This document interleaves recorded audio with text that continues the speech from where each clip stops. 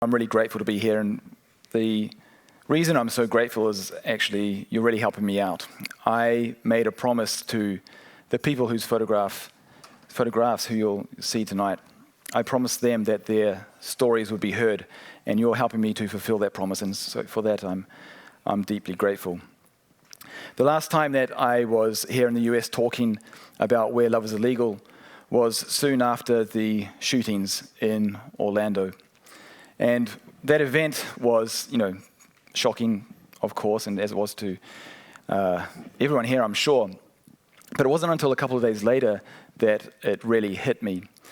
I received a post on my Facebook page from a friend of mine. He sent me this clip of CNN's Anderson Cooper reading out the names of the deceased. Maybe some of you saw that.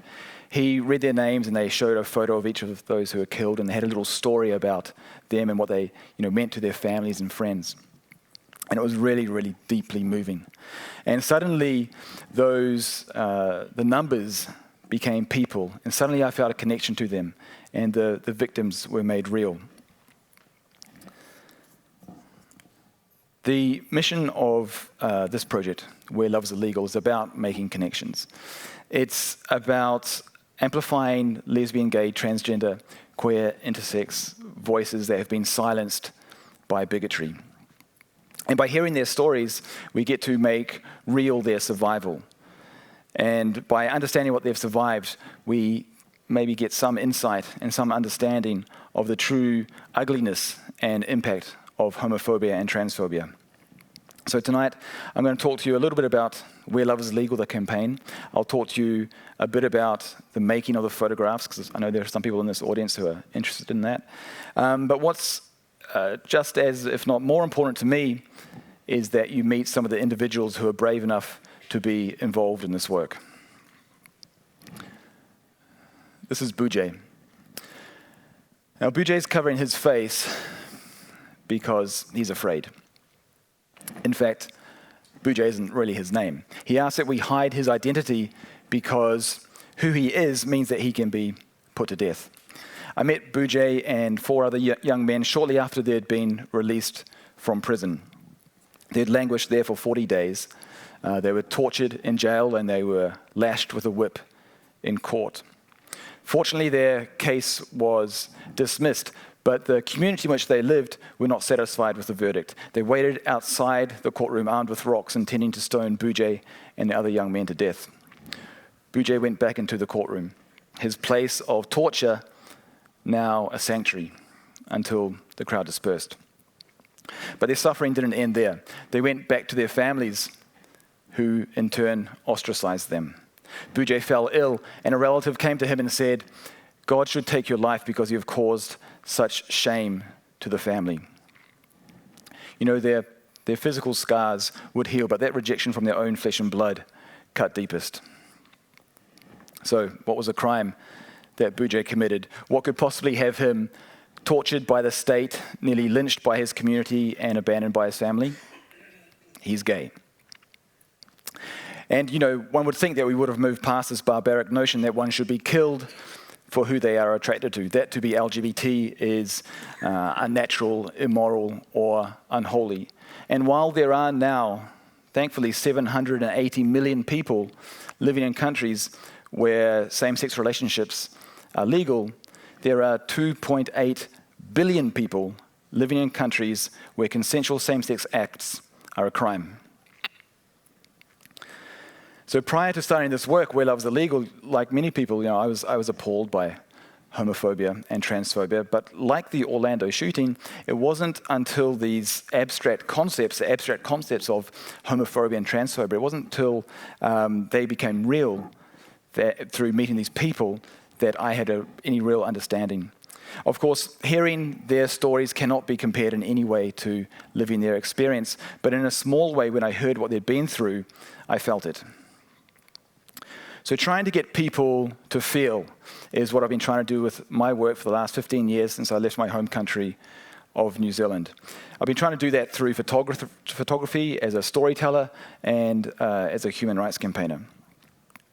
And I've done many different kinds of work, like sexual violence, work about street children and famine and conflict and dictatorship and displacement and environmental degradation and illegal mining and drugs and prisons and disease, and a large body of work which I've been doing since 2011 on mental health in African countries in crisis, which I called Condemned. Now, prior to starting this work, during all that other work that I showed you before, seeing this work here, I was starting to question my role as a documentarian. I felt that I had made the beginnings of strong and important and work that could have purpose. In fact, it was one of the great motivators for me when I started out as a photographer. I had this belief, like many young photographers, I think, who go into photojournalism, that my work could be important and that my work could make a difference. And I thought that maybe, naively perhaps, that my work, by being published, would make people sit up and take action. And sometimes my work did that, but mostly it did not. And that made me deeply frustrated. It was really important for me that my work felt like it was meaningful. So when I started this work on mental health in African countries in crisis, I started it with a mindset that my work could no longer be made solely to raise awareness, that it couldn't just be to illustrate an article alone. I was determined that it would make a difference. And I started this work on mental health in South Sudan. I went there to cover a referendum for independence and came away with a story about a country which was in a time of hope but had massive challenges to deal with, not least of all the psychological impact of 20 years of conflict and almost completely destroyed infrastructure, and a country where there were next to no medical professionals and no facilities for people with mental health problems. And I moved through this, and in this environment, the prison had become a place to warehouse people with mental health problems. And I moved through this nightmare of a place, understanding that I was seeing a really devastating human rights issue. And that it was really a crime against the society's most vulnerable and voiceless people. And I moved through here thinking that if the world could see what I was seeing, they wouldn't allow this. I was thinking I could stop this with my camera. I came across one young man by himself at the end of a cell, naked and shackled with this thick colonial-style chain around his ankle to the filthy floor. And as soon as I saw him, I thought, this is the picture. This is the one that will get people's attention. Now, most of the people in the prison, as I moved around, were able to let me know one way or another if it was okay to take their photograph or not. But he couldn't. He neither looked nor spoke to me. In my mind, I was thinking, okay, I'm here to document a grave human rights offense, and that's the most important thing. But I paused. Here was a vulnerable young man whose dignity had been taken away from him, his liberty had been taken away from him, and I was concerned, was I abusing his human rights further? If this was me, if this was my brother, or if this was my son, would I be okay with this image appearing on the front page of a newspaper? So all of these things went through my mind as I was crouching down over this filthy floor with the camera raised to my eye. And the conclusion that I came to, because obviously I took the picture, is that the only way that this image was going to be okay is if it was made to really make a difference in the lives of this man and the lives of people like him. Not raise awareness, not illustrate an article, but really make a difference. So that day, and in fact that moment, was transformational for me. I moved from being my intention changed from a photographer hoping to make change happen, to a photographer making change happen. So I need to say right now, because I know there's photographers here, that, and lots of people in the photo industry, that I think that there is great value in photography and storytelling just for the sake of making pictures and for the sake of telling stories and for recording history and for raising awareness. Those are all really valuable things. But for me, it wasn't enough.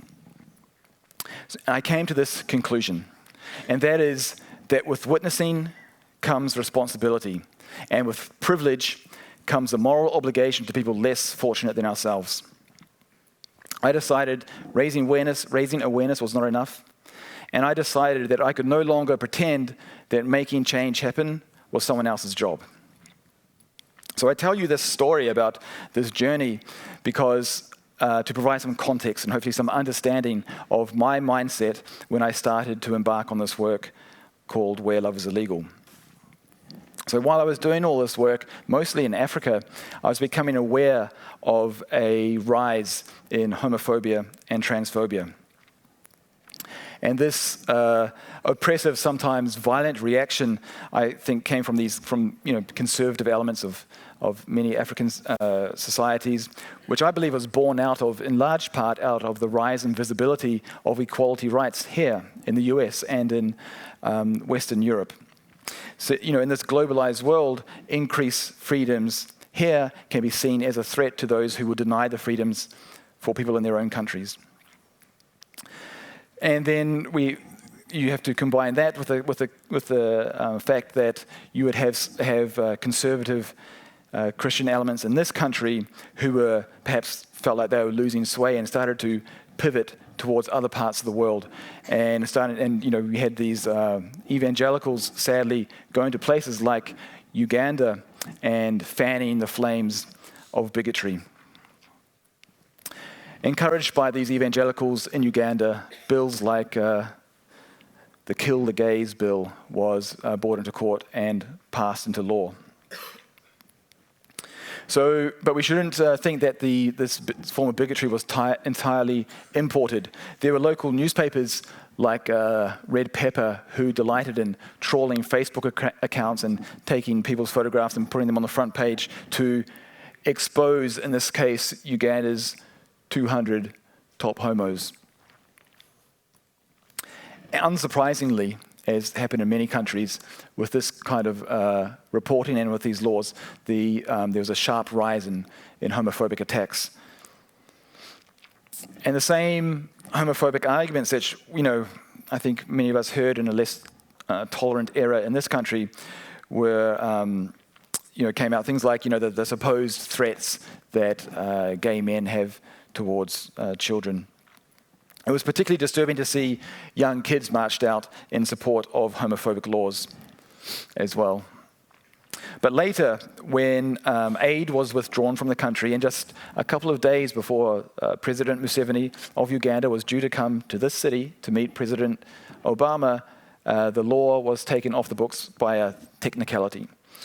So while we have, a lot of people will say that international pressure doesn't work, clearly, and the Ugandan government would deny this too, but clearly it did in this case. So while Uganda got all the international attention, other African leaders also saw some kind of benefit in attacking a community that was too afraid to be able to stand up for their rights. So the Gambian government was particularly vile and vocal. But sadly, across the continent, there was widespread support for these homophobic laws. And it became a very difficult topic for me with my African friends.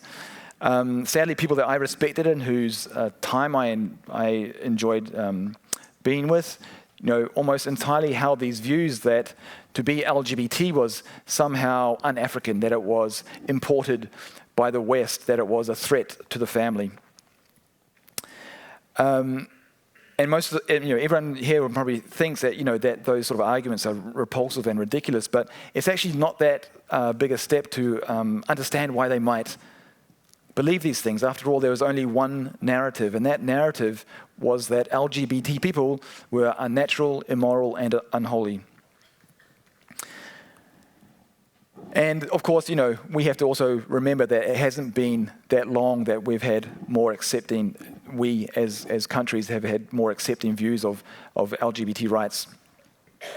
In fact, when I was 12 years old, my mother came to me and said that if I turned out to be gay, that I would always be welcome in the house, but my special friend never would be. 30 years later, my mum's really proud that I campaign for equality rights. So there's hope there, right? But you have to think, what changed her mind? Well, she was exposed to other narratives that countered those views. And views that said that LGBT people were not necessarily a threat to her sons. So my mum gives me hope. Societies and people can change. But these LGBT narratives are very rarely heard on the African continent. And the community in large part is silenced and hidden. But this is not just an African issue, clearly. Half the world makes consensual same-sex acts a crime. And many politicians see homophobia as a way to garner support from the conservative elements in their societies. This is the Malaysian Prime Minister branding LGBT people as the enemies of Islam. And of course, Syria is a particularly dangerous place to be LGBT right now. One of the Syrian men that I met in Lebanon told me that about the Islamic State. When they take over a new town or new region, one of the first things they do is hunt down gay men or transgender women, and capture means almost certain death. And Russia introduced homophobic laws. They made LGBT propaganda a crime, which makes campaigning for equality rights quite dangerous. And what followed, again, was a spike in attacks on LGBT people. And one group became popular on social media for baiting young gay men with hookup apps and then filming them as they beat and abuse them. So in all these places, what we have is LGBT voices which struggle to be heard. And hate thrives where the perpetrators of hate control the narrative. So I saw this single dangerous narrative strengthen and become wider. And I wondered, as a storyteller, how could I contribute?